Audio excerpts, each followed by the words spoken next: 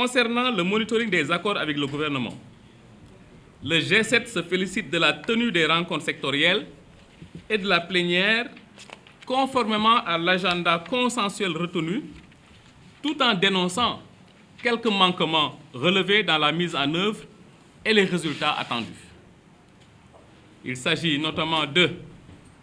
l'absence de documents de synthèse et d'évaluation portant sur les différentes rencontres sectorielles de la part du gouvernement, la non prise en compte des points relatifs au passif sur les protocoles d'accord entre le gouvernement et le syndicat des inspectrices et inspecteurs de l'éducation nationale du Sénégal, le SIENS, la non-livraison des parcelles des actes de Kaolack, Ziguinchor, Déni Birandao et Louga, le statu quo dans l'harmonisation des plateformes de gestion administrative de la carrière des enseignants afin de dépasser les lenteurs et lourdeurs administratives,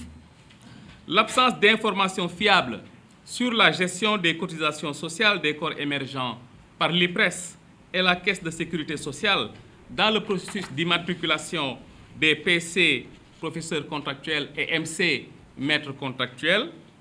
le rythme lent des rappels d'intégration, de validation et d'avancement, le retard inexpliqué dans la publication d'arrêtés d'admission définitive CAP et CEAP depuis un bon moment, le retard inexpliqué dans la publication de l'arrêté d'application pour la prise en charge du reversement des MEPS dans le corps des PCM-EPS, le manque de transparence de la convention avec l'association des banques et le gouvernement dans le cadre de l'externalisation des prêts DMC, le déficit de propositions explicites du gouvernement sur les points relatifs à la création du corps des administrateurs scolaires et la correction du système de rémunération,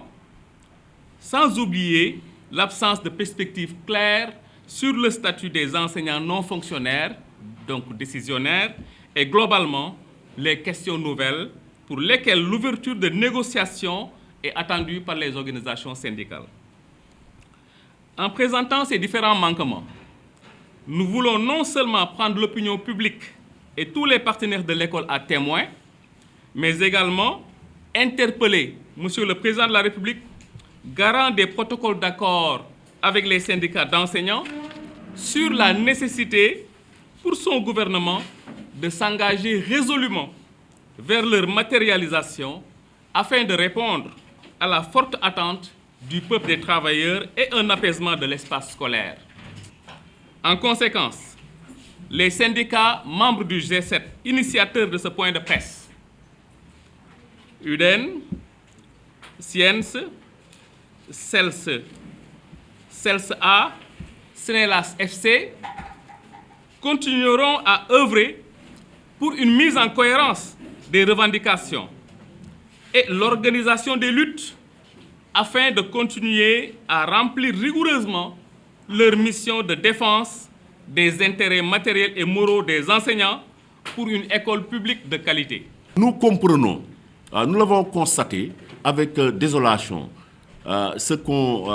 l'espace scolaire actuellement avec l'entrée des enfants dans cette situation. Tout à l'heure, à Keur Massar, ils sont en train de déloger toutes les écoles privées. C'est très déplorable. Mais également, il faut le dire, situons ensemble les responsabilités. Les responsabilités, l'État du Sénégal est l'unique et seul responsable. Parce que voici 3 ans qu'on les a mis à l'épreuve, qu'on a attendu qu'on discute. Ils ne l'ont pas fait. Et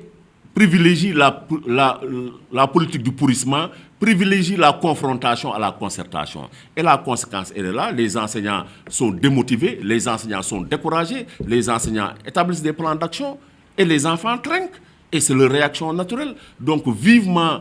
une rencontre très rapide avec le gouvernement du Sénégal pour spécifiquement vider ces 2 questions-là et que les enfants reprennent les classes et qu'on puisse pour les autres questions discuter sereinement.